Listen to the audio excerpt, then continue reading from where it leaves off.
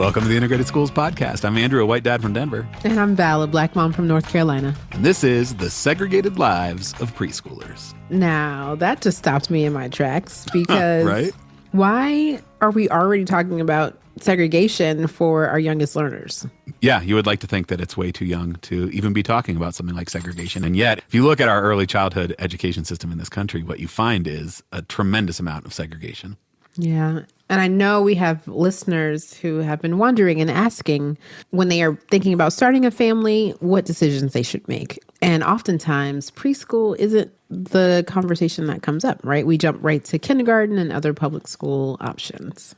Yeah, right. I mean, you don't hear about people choosing their house for the preschool that it gives them access to. And then, part of that is that we don't have guaranteed preschool. But yeah, it does feel often like a separate conversation, but it is really actually tied pretty closely to the K-12 conversation. Now, did you spend a lot of time thinking about preschool, or what was your experience? The only thought that I had about preschool was, where can my kid go that is affordable, that with my oldest, that she will no longer be my full-time responsibility? Because I was home with her full-time for almost 2.5 years. What a gift. Yes. Definitely looking back, it was a total gift. And in the moment, there were times where I was like, okay, somebody else needs to be in charge of her for a change. And so we lived in Pittsburgh at the time. And so we found a little neighborhood daycare that was affordable and that she could go to. I didn't think at all about the racial or class segregation or integration that was present there. I didn't think at all about, how the teachers were treated or any of that. It was a place that somebody said, oh yeah, my kid goes there. And so I said, great. And we sent her there. And it was lovely. It was a very nice place. And then with our youngest, we started her at the elementary school, starting from the time she was 3. That felt like a really easy choice because once we were able to get a seat in it, which was not super easy because there's never enough capacity, but that felt like a really easy choice to just continue to invest in that school community once we had made that choice for the older one. How about you? Yeah, similar. Our first thought was, okay, what's affordable? Because they don't tell you that when you take a child home from the hospital about how much daycare costs. For real. And so it was what was affordable. And we found a daycare that we loved. It was a Black-owned daycare, and our son was loved, and we thought he was cared for. And then we heard from actually one of my husband's colleagues about this other daycare where these experiences that my son was not having, all of the little kids had there. And I think that was our first realization that even early childhood centers could be places of extreme inequity. Yeah, and that inequity is actually the focus of the research of our guest for this episode, who I'm very excited to introduce folks to. Dr. Casey Stockstill is a researcher and actually is moving to New Hampshire to be a professor at Dartmouth starting next year. And she's got a book coming out in the fall, and it's called Fall Starts, The Segregated Lives of Preschoolers. We actually came across her from podcast listener and community member Jen, who sent us an email with a link to an interview that she had done. And I found it totally fascinating, reached out, and she was willing to come on and tell us about her research and kind of her perspective as a Black mom, but also a sociologist looking at the ways that preschools are segregated and the impacts that has on kids. Yeah, I really can't wait to dig into this conversation, because I think what surprised me in preparing for the interview was the implications of such segregated preschool experiences, and how, if our listeners hear that, they'll be able to take that knowledge and do something positive with it. Absolutely. All right, should we take a listen? Let's do it.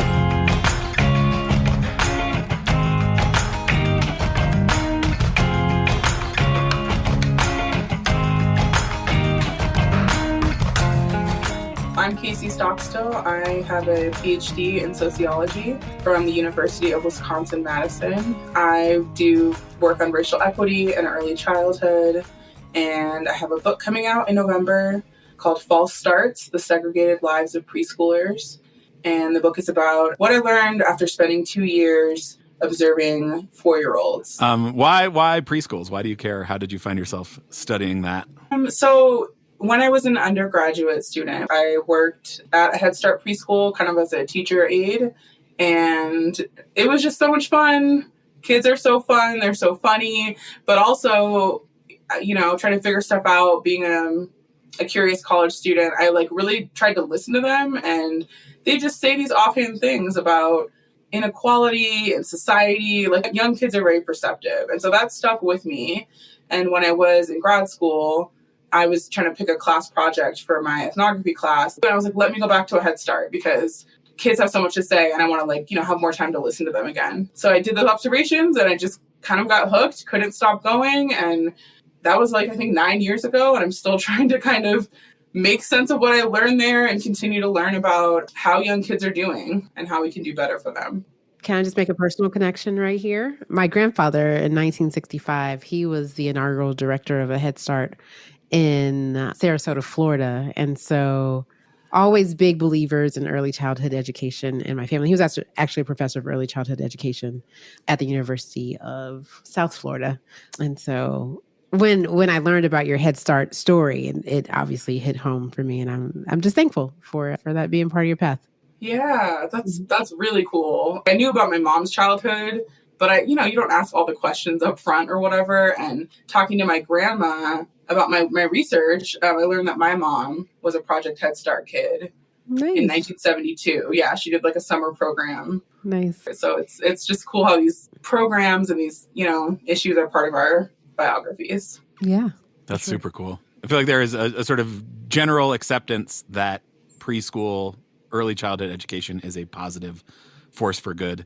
I feel sometimes we had Dr. Brittany Murray on talking about PTAs and parent engagement, and this kind of similarly, we have a sense that parent engagement is a universal good. And I feel like some of your research starts to complicate that a little bit, that yes, we want kids in school early, but that it's not always the kind of universal force for good that we think it is. Can you talk about that a bit? Sure. I'm always paying attention to how people talk about preschool. And I think the message is it's this powerful experience, especially for children in poverty. It can set them up for later success in life. It's a good investment as an anti-poverty policy. And therefore, we should expand preschool as much as we can. We should have kids in poverty be first in line, but we should just expand it.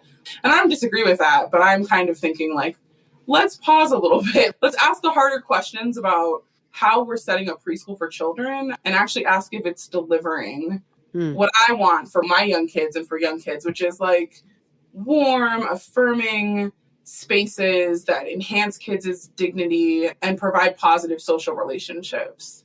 And I think the answers are, like you said, Andrew, they're complicated and probably inconvenient to people who are on the front lines of just okay, maybe it's not good enough, but let's get more preschool because there isn't enough, there aren't enough options available for families. Complicated and inconvenient, which seems like that's a spot on way to describe the truth in a lot of these in a lot of places. Yeah, for sure. Yeah, right. So maybe it's that when preschool is done well, it obviously can be a very powerful force. I mean, you both have personal connections to Head Start, has had some positive impact. What are the ways that it is often not done well, or what are the sort of challenges that come up if we're not as thoughtful as we should be about it?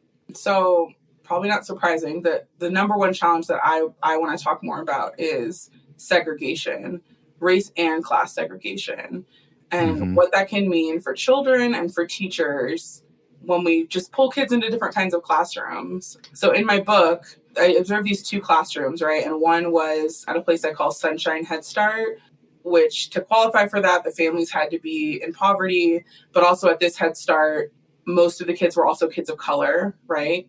And then the second classroom was in a preschool that I call Great Beginnings, which charged relatively high tuition. None of the families were in poverty, and almost all the families were white.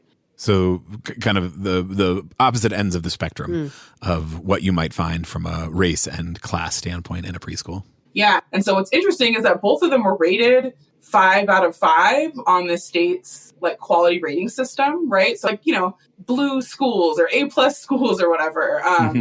And yet they were really, really different in the experiences they were offering for kids. Yeah, dig into some of those differences, because I think certainly where my mind first goes in hearing that is oh, well, there was probably really great experiences for kids at the white, privileged, wealthy school and not so great experiences for kids at the Head Start. But I don't think that's actually what your research found.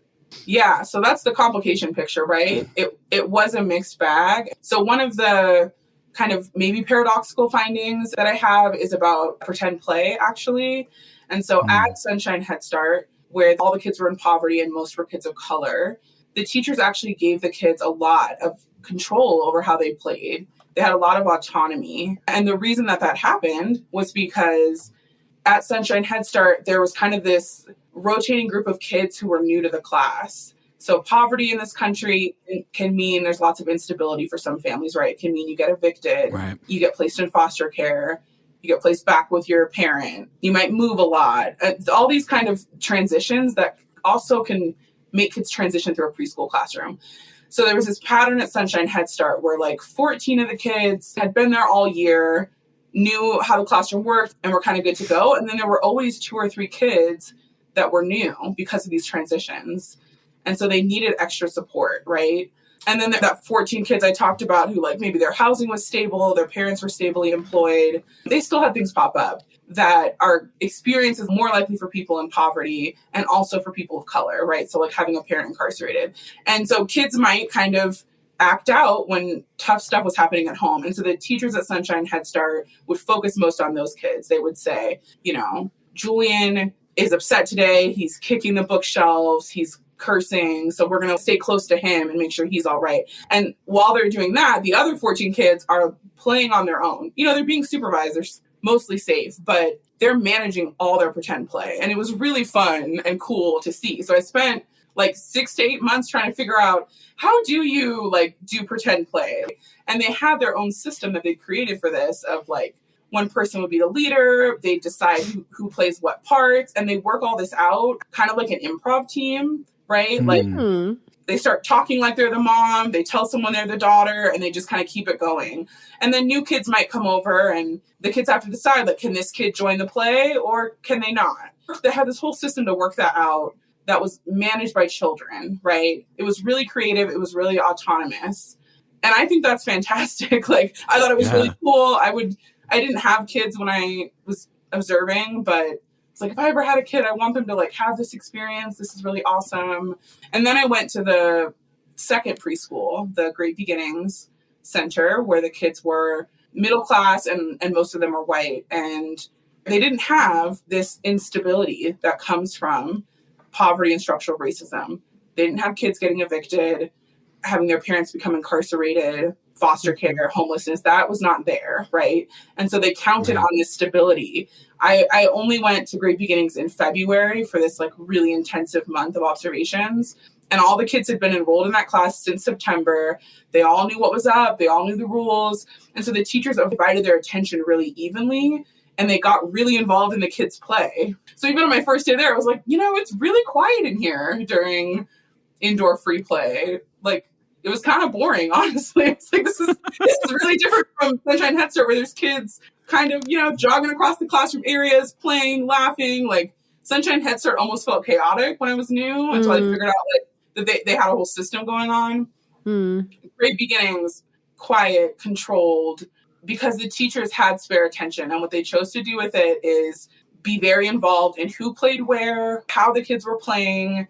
And so the way that those kids got pretend play going was this like explicit negotiation, not like improv, but they would say, let's play that we're going on vacation. And Katrina, you be the mom, and Sarah, you're going to be the daughter. And then they start playing, and then they might pause, and Katrina will tell Sarah, say this. And then Sarah has to say it. So they're doing this whole like scripting basically that the teachers loved. They were playing how the teachers wanted them to play. And so my first reaction to that was like, this is kind of boring. And like, it's predictable. It's less creative. They avoided a lot of like problem solving moments. The teachers avoided this because the teachers decided who went to what play center, how long they stayed. So they just didn't have these moments of like, oh, you know, Jason just came over and wants to play. What do we do? Less problem solving there. I love that you refer to that as like opportunities to learn problem solving, because I'm sure that what it feels like to the teachers is like they're avoiding conflict, right? Like, let's not have the conflict in the first place. We're going to script it so everybody has a friend. They all get to play with somebody else. We don't have a kid left out. We're going to like avoid all these opportunities for conflict. But what they're actually doing is like avoiding these really small, multiple times a day, low stakes opportunity for kids to actually work out problem solving, work out like interpersonal conflicts in ways that I'm sure would then be beneficial to them down the road. Yes. And also to be creative, you know what I mean? Yeah, talk about that down the road piece. Like what are some of the implications of this kind of play? In the book, I talk a lot about the consequences for inequality, right? So part of the puzzle is actually K-12 education. Where will these kids go next? And how will they be allowed to exist within their elementary school, for example? What skills will teachers be looking for in them? And so what those kids at Great Beginnings did experience was these teachers being intimately involved in their play, commenting on it, looking out for them. And so that aspect of what happened actually mirrors what other sociologists see in elementary school of affluent children. They see that middle class and affluent children expect tailored adult attention from their teachers. They expect special accommodations. They raise their hand if they're struggling a little bit. And then in contrast, poor and working class kids feel more distance, assume they should work out things on their own. And so it was this way in which like the autonomy over play, early childhood people would say that's perfect. Like that's plays the work of childhood. Like that's really great. But what I wonder is like, what will this mean in elementary school? Right. So there's a way in which like they're really learning very different skill sets. Yes. I mean, I guess you could argue that the skill set that the Head Start kids are learning, maybe that's even better for their development, right? But maybe those skills then aren't actually fostered or valued when they continue on in our education system the way it's currently set up. So if those kids at Sunshine Head Start go to a school where teachers value creativity and solving problems on your own, that would be fantastic. But based on some other sociology research, they're more likely to go to schools where there's kind of a white middle class cultural system that values self-advocacy, raising your hand, getting the thing you need. And that's what the Great Beginnings kids were learning how to do through pretend play. So you messed up, Andrew. This whole thing was supposed to be about early childhood. Here we are talking about housing segregation. I am making like so many connections. You talked about predictable and less creative and less problem solving. I'm thinking about, that's how suburbs kind of look. And, I'm thinking about my son, his preschool experience. We went with a black neighbor who was like, hey, my family has a childcare center you should go to. We were like, great. He was loved.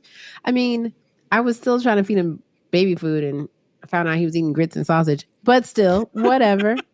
Happy kid, right? Yep. And at the same time, my husband worked with someone who went to an affluent, predominantly white daycare. And on transportation day, they would have an airplane fly over. Like one of the parents was a pilot and he would fly it over for transportation day and like wave to the kids. And I remember feeling as a parent like, oh my gosh, I'm not giving my child like the best that they could possibly have. Because to your point, the schools that they went to next continue to separate like the haves from the have-nots in terms of opportunity. And it also sounds like the kids have more fun at Sunshine Head Start, right?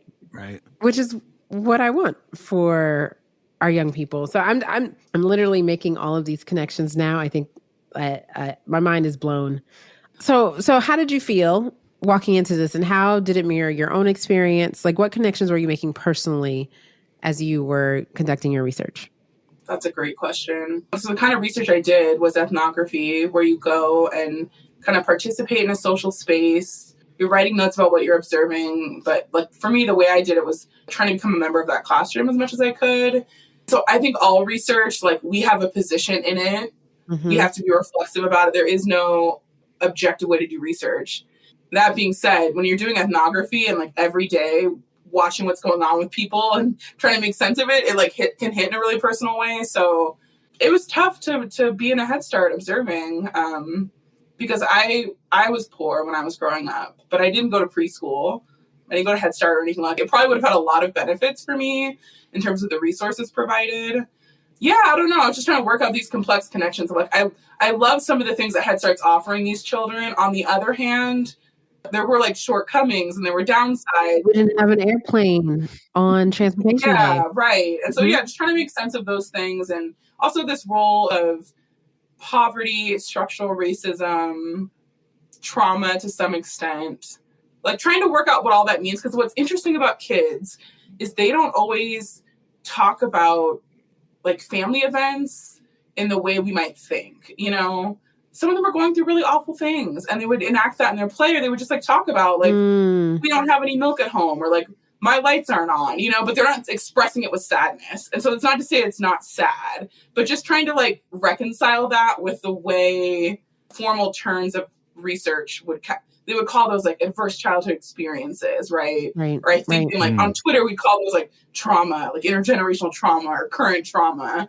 So I don't know. That's just an interesting piece of it, like reconciling how these kids talk about what's happening to them. Yeah. And actually like the way that the teachers at Sunshine Head Start did not openly talk about even the things the kids brought up. They would like register it and then they would gossip about it or like talk about it amongst themselves, but they were really uncomfortable to have open conversations with the kids or with their families about, I call them family disruptions for lack of a better term.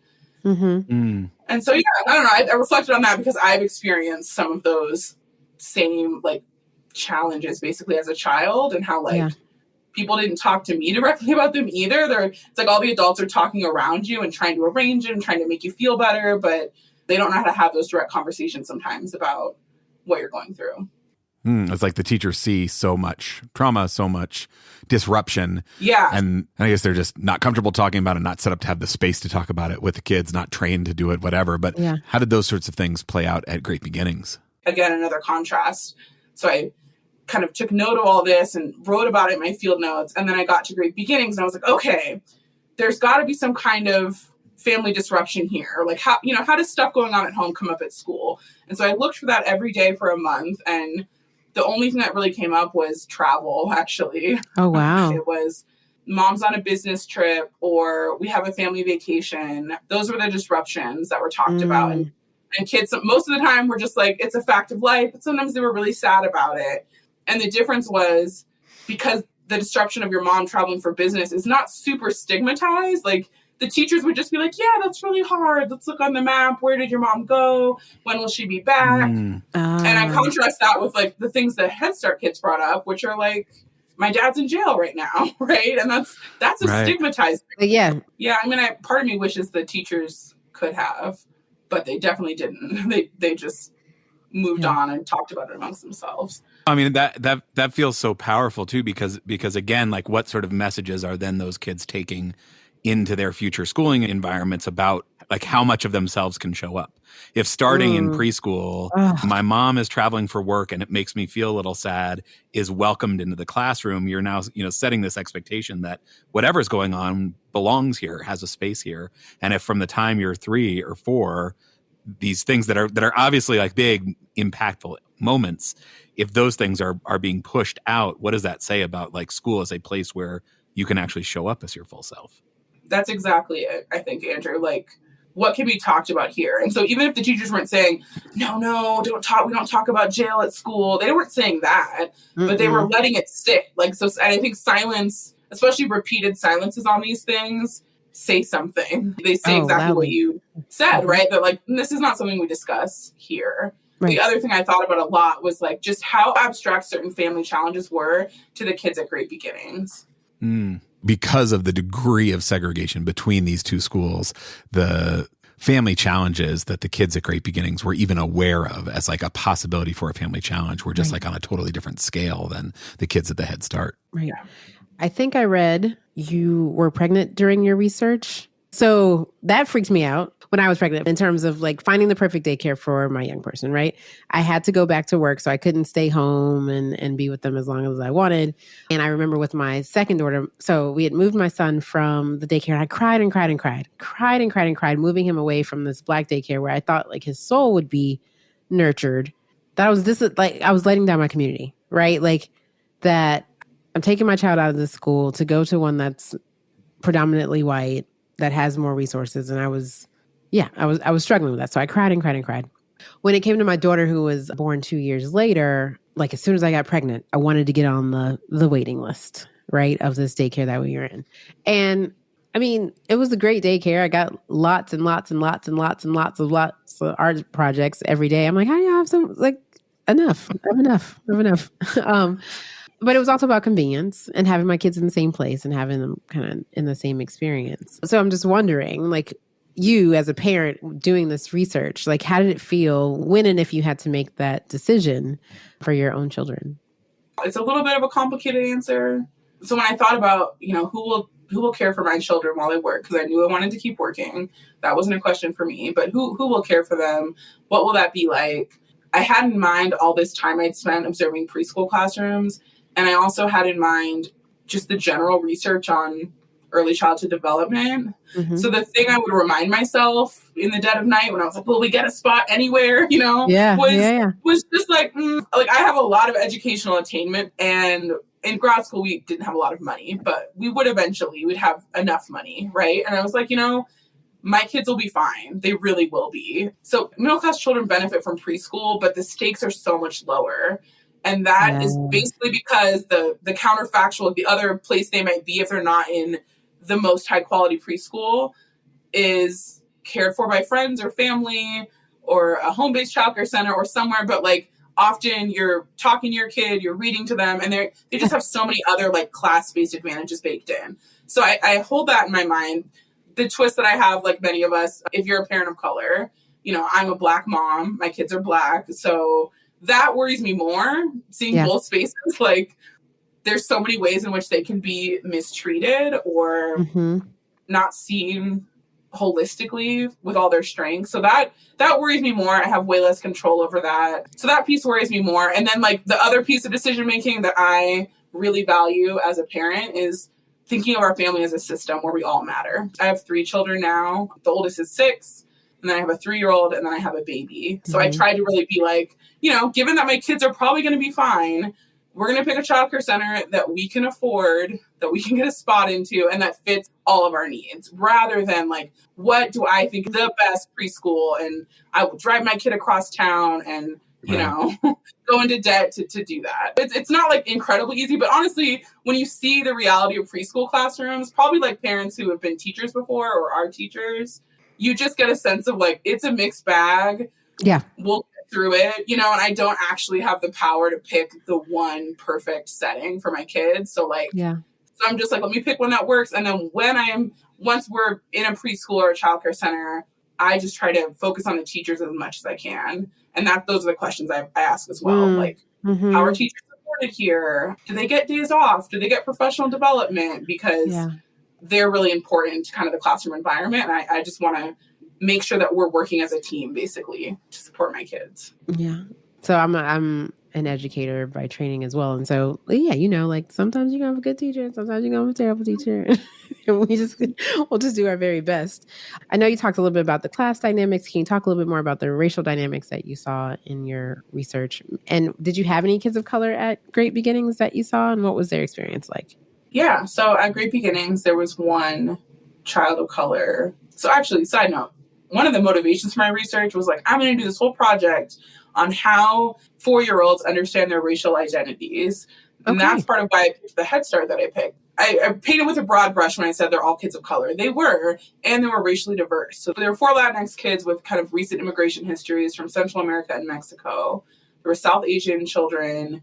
There were African American children. There were some African immigrant children, and 1 or 2 white kids usually at a time. So it was racially diverse, and I was I'm going to look for how they talk about race, how they make sense of it. And at least in this classroom, it just didn't come up explicitly, to the point where even their racial identities, how they identified, did not come up much. The teachers, I wish they had bothered to ask more. I knew more about where kids' families were from than they did. So anyway, when I talk about the kid of color at Great Beginnings, she didn't talk about being a kid of color. I would classify her as multiracial, but I don't know how she identifies herself or how her parents identify her. Weird post-racial vibes in the preschool. And yet, I am a race scholar, and race and racism were operating at both places. In explaining why these kids ended up at these 2 schools in the first place. Why in the city of Madison are there relatively few middle-class kids of color that could afford Great Beginnings? Some of the treatment at Sunshine Head Start probably related to the kids' racial identities, but because of the way the field sites, the 2 classrooms were set up, where one school's all poor and very few white children, the other school's all affluent and very few kids of color, I wasn't able to see things like differential discipline, for example. Other researchers have that kind of design to see things like, are teachers discriminating in how they treat preschoolers? Yes, that's what that research says. But my work isn't as good at that. My work's more about like the implications, basically, of schools segregated by race and class. I mean, you talked a little bit about your own positionality, like showing up in these spaces to try to sort of become part of these school communities, and the teaching staff that you're interacting with in both places was largely white. Is that right? Yes. Can you talk a little bit about sort of like that experience for you, and then what the kids took away from that? Yeah, my goal before starting was to do something called the least adult approach. That's if I may, that's how I live my entire life. Same. I'm a middle school teacher. I'm a middle school teacher. The least adult approach. Least adult approach. Right. So it was like, how can I be an adult but just assume the least amount of authority that I can to get a little closer to what kids are experiencing. And so I went to Sunshine Head Start first, and I went there for 2 years, right? All preschools usually, they get licensing visits. So Head Start had that experience for sure, but they hadn't had like volunteers or student teachers that came and stayed for more than a day or two. So I came in and I told them, hey, I want to do this approach. I'd like to not be in charge of the kids, even in a secondary way. I want to like just kind of spend time with them and see what it's like for them here. And they agreed to that. And then what also happened is those things I described of like the teachers having to focus on new kids to the classroom. The teachers are really busy, and they actually gave me a lot of autonomy, just like they gave the kids. Like, I could go wherever, do whatever. And so the kids at first at Sunshine Head Start were like, whose mom are you? It took them a few months to just settle into like me saying, I'm just Casey. I'm not a teacher. And so, if they skinned their knee and they wanted help, I would say, oh, go get a teacher. If they got in a fight, I would kind of step back and let a teacher intervene. That caused some sticky moments with the teachers sometimes. But after a few months, the Sunshine Head Start kids like kind of let me into their world a little bit, right? So they're breaking rules and they're not glancing back at me to see if I care. They're looking to a teacher and they're cursing in front of me and weapon play, just various things that were like against the classroom rules. I felt really accepted in that classroom space and really at home there. And it was like really hard to leave. And then I went to Great Beginnings, and that school had the same experience of observers coming in for licensing and to check the classroom environment. But they were also like a well-regarded school. And so they got some student teachers and they got people observing like basically how good they were at running their school. Mm. And then at that school, most of the kids were white. There was one other Black teacher or staff person in the building. So I was one of 2 Black adults that like came into that school. And they just, I think, were more uncomfortable. And then I was also only there for a month. So I tried the same approach. I told the teachers my plan. I was actually really explicit about these are the 6 things I'm looking for. And I'm curious how you all do it here compared to the last place I was at. And so the teachers, I just think they were uncomfortable with me like hanging out, for lack of a better word. Yeah. Maybe because that's how they treated the kids. But they would like try to send me to pair up and help a kid with something. And it kind of undermined the least adult approach I was trying to do. And then the other thing that happened there was 2 weeks into my field work, the director was like, can I see your notes that you're taking, your field notes? Oh, wow. And I was like, no. I learned about this as a researcher. Like, it's hard to have someone take notes about you, right? That's a weird power relationship in any kind of setting. So my first reaction was like, sure, that's understandable. Like, whatever, you can see the notes. And then I talked to some of the teachers, and basically what had happened is the teachers didn't see me writing a lot of notes. I would like scribble quotes on like construction paper, and then I would go type up the notes on my phone in the staff break room, which is how I did it at Sunshine Head Start as well. And the teacher didn't see me taking a lot of notes. And so they were like, is she doing her project? Is she actually doing her job that she was? Oh, they were policing you. Yeah, it's kind of, it like really hit as a microaggression to me, honestly, that they don't know what my job is, but were like pretty sure I wasn't doing it and checking up on it. And so, so things just were never fully as comfortable there, I think, for a lot of intersecting reasons. Well, I think that gives some insight into how, I know you didn't have a lot of kids of color in that school, but I would not be surprised if they treated the young person the way they treated you. Right. Yeah. I mean, interesting thinking about the Head Start as well. Like in the same way that the way that you were policed at the white school was at least likely due to your racial identity, your ability to be a least adult possible in Head Start was probably also related to that. Yeah. Yeah. All right. So we have preschools today, right? Have they changed much since you've done your research? I don't know. It probably hasn't. I don't think we're talking about really big problems. Yeah. This book has taken a long time to come out because having the 3 kids and moving and all this stuff. And so the field work was in 2014.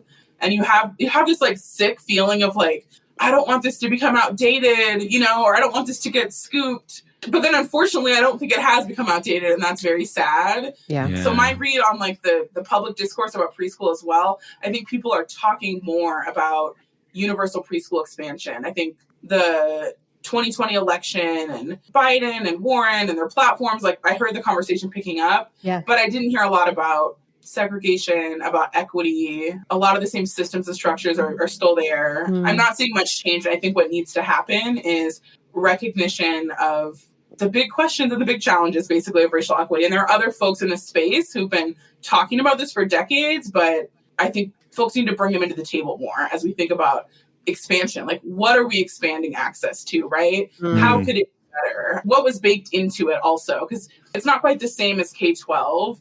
Like, one key difference, right, is that they're not guaranteed an early childhood education in the United States as a whole. But what it does have in common with K-12 is the settings we did have, the group learning settings we've had. The first one started in about 1830. Those were segregated by race and class. And it kind of has spun along in that way ever since. So we need to think about that when we talk about these questions of universal preschool or preschool expansion. Yeah. Can you talk a little more about, we sort of laid out what some of the differences were in these really segregated spaces, but looking out, for the future for these kids, for all kids, what are the downsides of continuing to have such segregated preschool environments for our kids? I think that we miss out on an opportunity. Like, because of this moment, the early childhood system is a little bit disconnected from K-12. We have this opportunity to make early childhood something that expands children's minds and teaches them new ideas and supports their dignity, right? And so after doing my research, I'm not convinced that we can have segregated classrooms and deliver on that. And this will probably piss people off, but that includes Head Start. I just think there is a limit to say if we want 16 kids in poverty in one class and all kids of color, that means that all the kind of shrapnel of structural racism and poverty and the way those things exist in our country are going to come into the classroom. They're going to affect the learning experience kids have. It was really stressful for teachers. It can lead to teacher turnover and burnout. And that's not what we want. And so, like, in my dream world, we wouldn't actually focus on preschool. We would eradicate child poverty. We'd deal with systemic racism. Until then, because those are big things, until then, I think we should take a really critical look at the implications of segregating by race and class in preschool. Yeah. So a lot of our listeners start even listening before they have young children or when they have like super young children and they are grappling with like, how do we make these decisions like early on? They're thinking about it as soon as, the young child is born. Or they pee on the stick and they're like, oh, do I text my parents first or do I get on the wait list? Or do I get on the wait list? Right. And so we will have many in the audience who, although they are not faced with the decision yet, are really thinking about the things that you're saying. What questions should caregivers ask when they are searching for a preschool or early childhood center?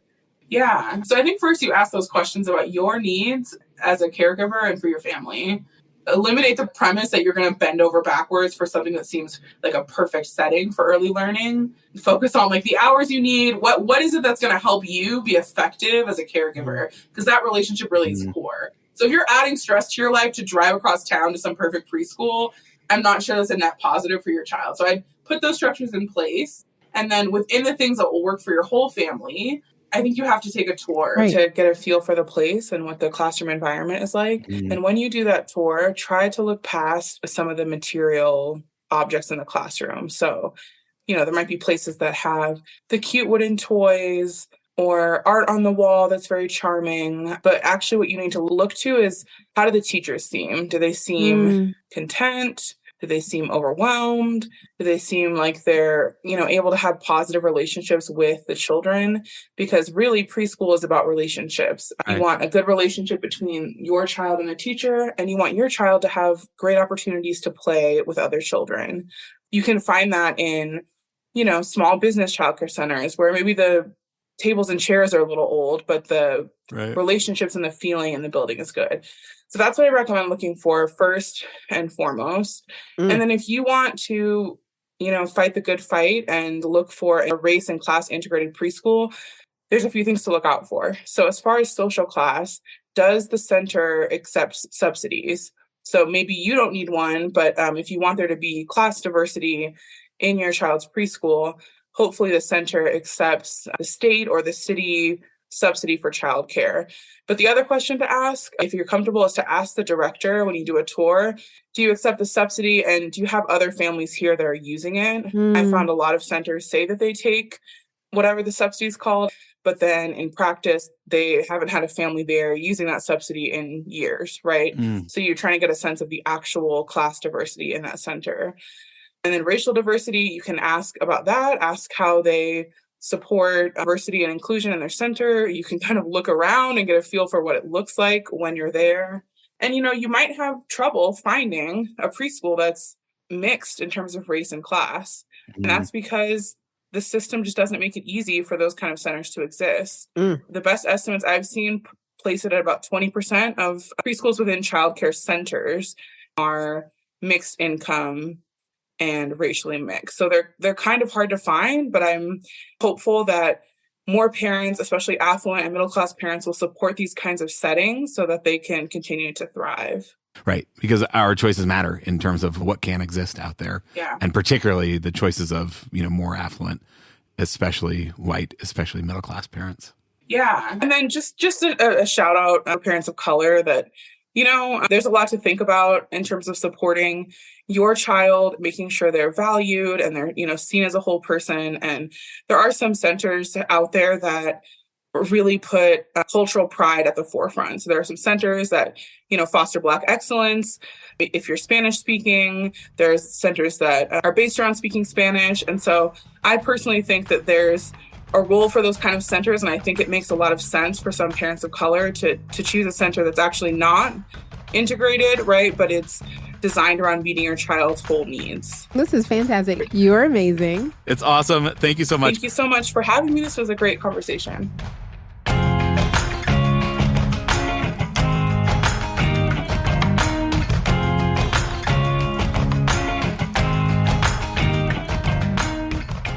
So Val, what did you think? I think I want to start emphasizing that parents absolutely pick the early childhood experience that is best for your family. Right. I shared in the interview, I panicked a little. I was sad a little. I was like really conflicted. Kid's not getting an airplane flyover. I better change. Yeah. I was really conflicted about the decision where to put the kids, whether it was like leaving a Black community that I knew loved my child and trying to get more exposure to things earlier. And I know that I was in a position of privilege to be able to make that choice. Right.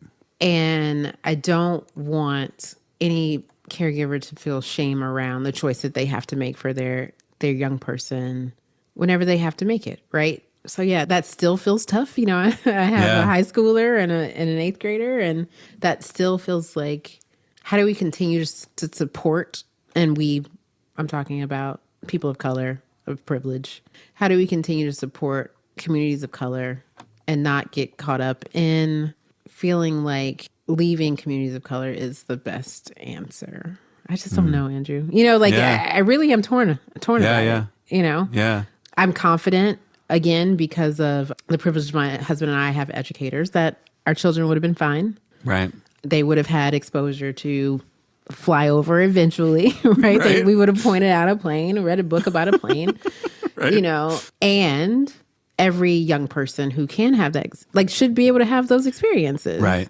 So I always want to place the responsibility at the feet of the adults who are making these decisions around funding or around access to just do a better job of making sure that all of our young people have access to incredible learning experiences that they deserve, and not make parents and caregivers feel bad about what they can afford or where they can get their kid to school. Or, I don't have a good answer, but that's where I'm sitting right now.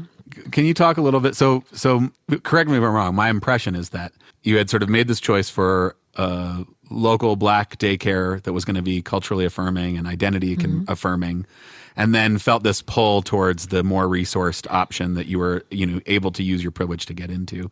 Correct. But then when it came time for K-12 school, it seems like you sort of moved back in the other direction. Yeah, I mean, but I learned my lesson. Is that what happened? Did you learn your lesson? Because then you did not opt for the more resourced, more privileged, concentrating schools when it came time for K-12. Yeah, no, absolutely. So, I think I've shared this on episodes before, but initially we just chose the neighborhood school. So we kind of followed the path, right? We were living in a different neighborhood when my son was going to daycare, but the school that I was teaching at, that's where the daycare was. So, I rationalized like this daycare is close to where I work. I can get there in a hurry. And we eventually moved there. And so that put us into the feeder pattern of having similar experiences that my son had at daycare for elementary and middle and high school. But what I realized in elementary school was that it was actually the parents' level of privilege in many cases that kept the school being ranked as high performing. So if there was a gap in instructional practice, caregivers would pay for tutoring. Caregivers were able to have lots of books in the home or whatever. It wasn't something like innate to what the school was doing that made it high performing. It was the privilege that was concentrated in that school. Correct. Right. And what I needed and what I wanted for our children was high quality teaching. Yeah. And I found that at, honestly, Title I schools because of the Title I funds to provide professional learning for the teachers who were there. And it made sure my kids interacted with kids across the global majority, across all areas of socioeconomic status. Like, that's what I wanted. I wanted that experience for them. And so as quickly as possible, we made that happen. And that has been the choice for schools moving forward because, what I've realized is there's no replacing that type of identity affirming education. Like because of my level of privilege in terms of education and access, I can get my kids some cool experiences. Right. So in school, I want them to feel whole.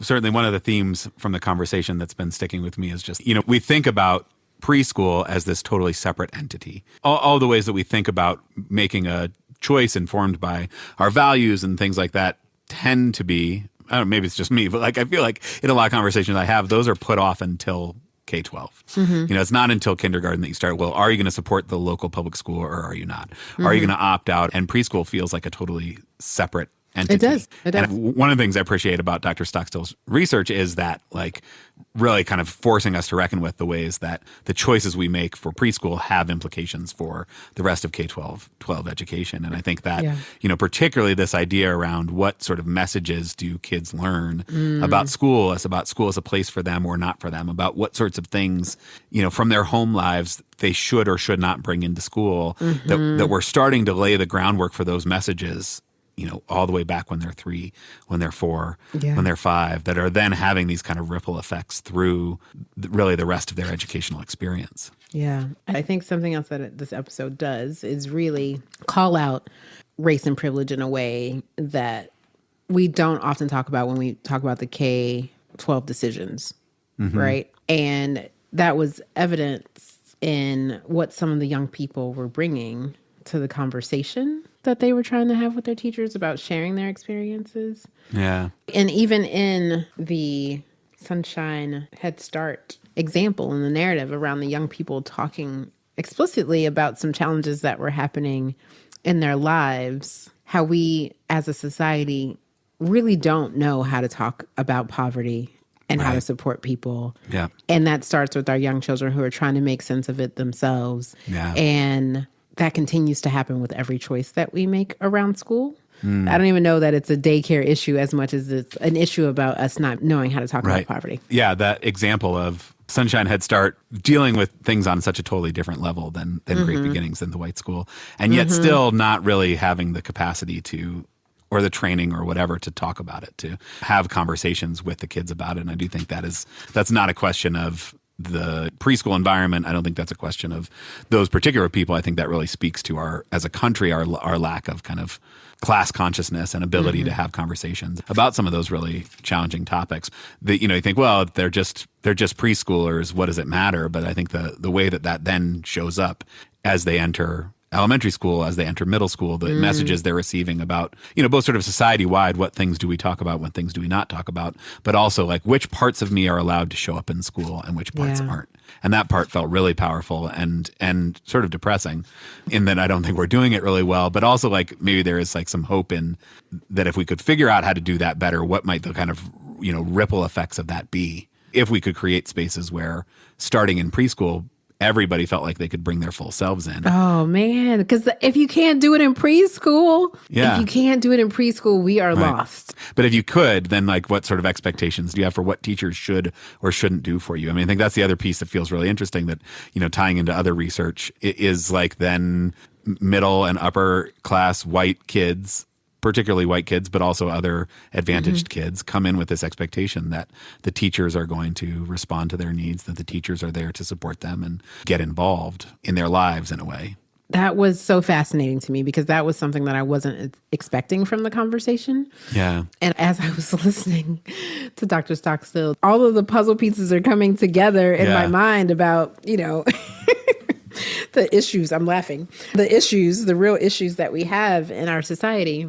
And I'm laughing and it's not funny. But it certainly was like, wow, okay. So the expectation from young privileged and white kids is that, yeah, teachers will do exactly what they want them to do to make their lives easier. And how that ripples into what our suburbs should look like and what our government should look like, right? Yeah, that was completely unexpected. And, you know, I found myself, and I think Dr. Stockstill said the same in her research, like she was really, like the play that she saw at Sunshine Head Start was really inspiring. Like, oh, you know, it was cool. It was like improv, and there's like all this like micro problem solving, and they're learning all these like really cool creativity skills and stuff. And yet the education system that they then enter after that isn't set up to recognize that, isn't set up to celebrate that. And so then it ends up, you know, in some ways being a disadvantage, at least in the school setting. Whereas, I mean, like you think like, that's the kind of play I want my kids to be That's the kind of play I want. Yeah. Yeah. One other thing I found powerful, you know, sort of linking back to Brittany Murray, who was on talking about PTAs and parent engagement. You know, we have this idea in society that involved parents are a positive force for good in schools. And she kind of helped us complicate that story a little bit. And I think that, you know, Dr. Stockstill's research similarly, like for sure, high quality preschool is an important piece of, you know, any sort of educational puzzle. And we've seen the research to back up the positive effects it can have, but it is a little more complicated than just like, let's have more of it, because there are ways in which the segregation that we're perpetuating has negative impacts for kids. And so the answer is not less preschool, but to be more thoughtful about how we do it. And, you know, one of the things she said was, you know, that there's all this potential good that can come from a really well-designed preschool system. And she's not sure that it's possible to do that in segregated environments. The fact of the segregation makes that really hard. I mean, she did mention, right, like there are exceptions where you've got a black preschool that is like designed specifically to be culturally affirming, and that there is some benefit to that sort of that version of segregation. But I think that, you know, sort of if we're looking system-wide, what are the opportunities we have to push back on segregation even starting at this level? Because I think that's certainly one step towards a preschool system that actually benefits all kids.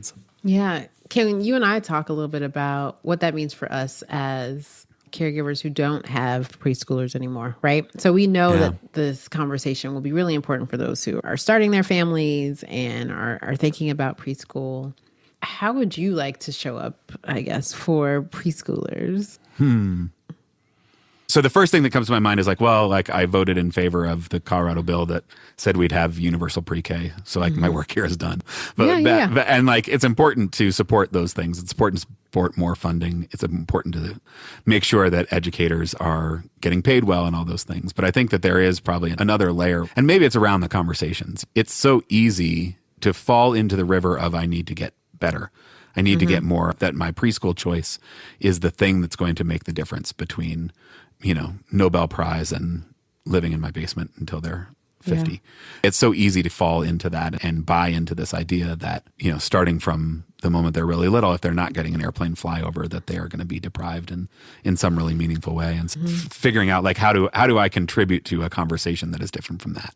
So when people are having kids, that there's a chance to have conversation, because I think there's this opportunity when someone has a brand new baby that everything is overwhelming. This is why there are so many books about parenting, particularly for young kids. Like, you're just grasping for anything. Somebody tell me what to do, because this is all... Because they send you home without instructions. I haven't slept in days or weeks, and I have no instruction manual, and so what am I going to do? And so I think there is like an opportunity in those moments to think about, what kind of preschool do you want? What kind of preschool environment is important? Maybe it's like thinking about the kind of rings of the first is the kid itself. And so like, you have to think about what kind of environment is good for your kid, but then also what works for your family. If there are other kids involved, various co-parenting partners, whatever, what works for them. And then like more broadly, kind of, are you contributing to or pushing back on this kind of broader segregation that exists at the preschool level?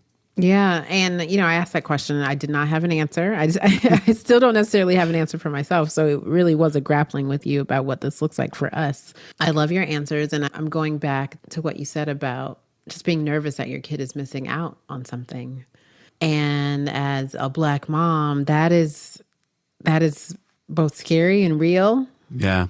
And in my story, I shared like that was the choice that we made the first time. And I was like, oh, I thought again, and I feel okay with our kids having less of the material resources that often come with affluent and predominantly white schools. I feel really okay with that.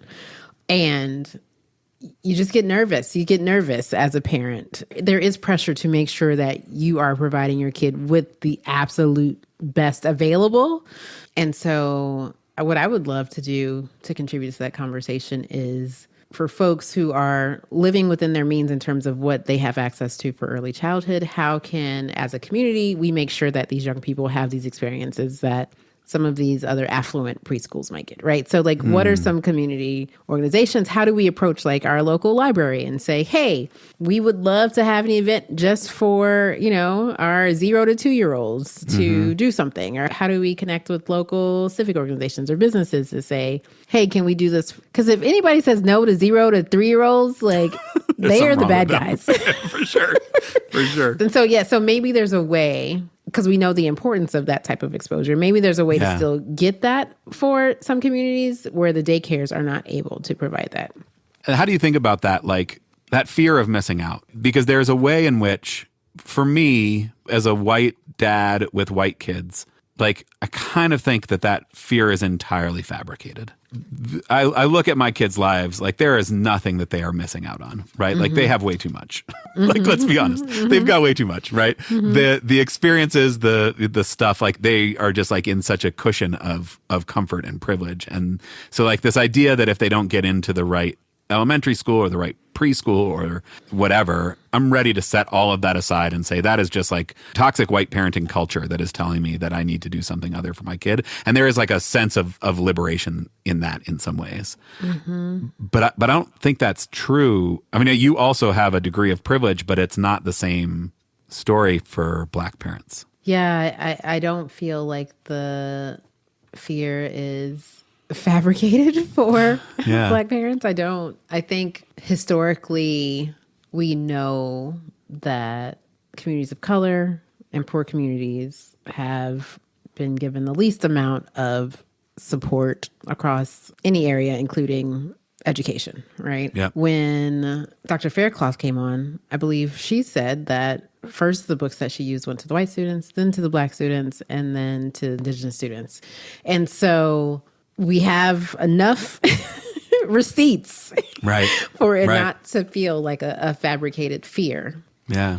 And my hope is our communities are strong enough to supplement in the ways that we can. And historically in the Black community, that was often through the church, right? So you would have lots of events through the church and lots of exposure.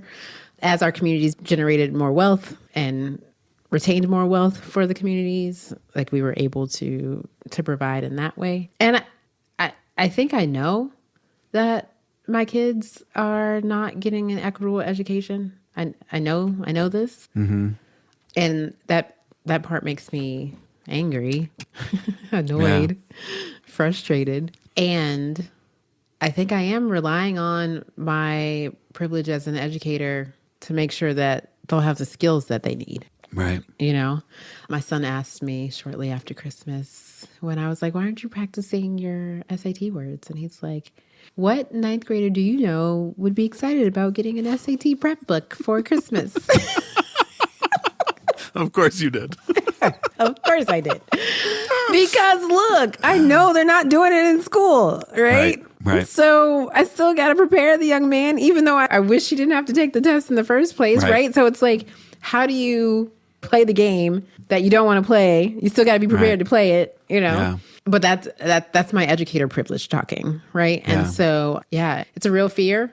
I think we have to rely on our communities and our allies to make sure we're not missing out, you know, and that we're fighting for one another. I think that's the only answer, really. We have to figure out how to continue to develop and strengthen coalitions for educational justice for all of our young people until we can get the system to do the work that it should do. I think because the stakes are actually lower for my kids, it is reasonable to like put more of the burden of that onto me. It is reasonable for me to be more invested in the Golden Majority School around the corner, be more invested in the Head Start preschool because I do think the stakes are different. So those are your action steps, folks. You heard them. It does not matter if you've aged out of preschool. Like, this work still needs to be done, and we need everyone on board to make sure that it's happening for our youngest learners.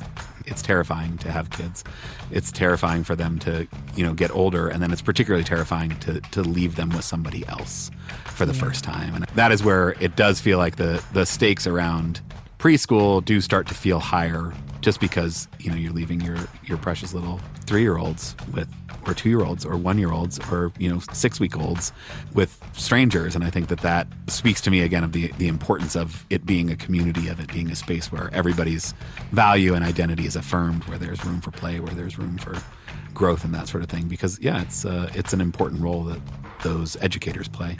We loved the early childhood care providers who took care of our young people when I went back to work and really relied on them to love our young people, love our children in the way we would have wanted to. And so I would love to dedicate this episode to Miss Shirley. Miss Shirley was in our lives for just a short period of time. She was a teacher in my son's classroom, an educator of color that really connected with our son and made sure he was loved and cared for. She was diagnosed with cancer, and very quickly, within 6 weeks, we lost her. It was a shock to all of us and our young people and the children in the classroom. And so I thank Miss Shirley for all that she has given us. I'm pretty sure she potty trained that boy because I wasn't going to be able to do it. And it's a gift. Yeah. So thank you, Miss Shirley. Thank you, Miss Shirley. One final action step, early childhood education is a tough business. In some places, there's starting to be more funding for it. We're starting to see places, but it's always hard. And I guarantee wherever you live, there is some small, struggling early childhood education center that you could be supporting. So reach out to them. Yep. Volunteer, throw them a few bucks, whatever it is. Buy some books. Buy some toys. books. Bring them some snacks. Because they need it. And speaking of support, we would be grateful for your support. Patreon.com/integrated schools. Throw us a few bucks every month. We would be very grateful for that. Yes. And also we talked about just being a part of the conversation as an action step that you can take. I am sure that as a caregiver and a parent, you are in conversation with lots of people who are starting their parenthood for the first time. Yeah. Just invite them to listen to the episode or be in conversation with you about what they're thinking for early childhood. Absolutely. Well, Val, as always, it is a deep pleasure and honor to be in this with you as I try to know better and do better. Until next time, friend.